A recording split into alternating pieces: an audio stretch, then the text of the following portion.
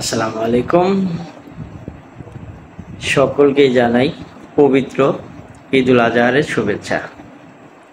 আমরা সর্বপ্রথম মনের পশুকে ত্যাগ করব, তাহলে আমাদের ঈদটা পরিপূর্ণ ঈদ হবে।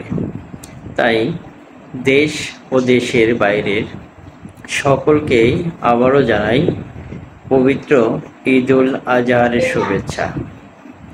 আপনারা অবশ্যই আপনাদের মনের পশুকে কোরবানি দিবেন, তাহলে এই ঈদ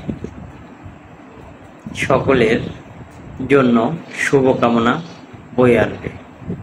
তাই আমরা সবাই সবার প্রতি সদয় থাকব, হিংসা ত্যাগ করব এবং লোভ লালসা থেকে বিরত থাকব।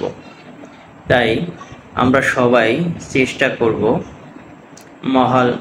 মহান রব্বুল আলামিনের যে সৃষ্টি করেছেন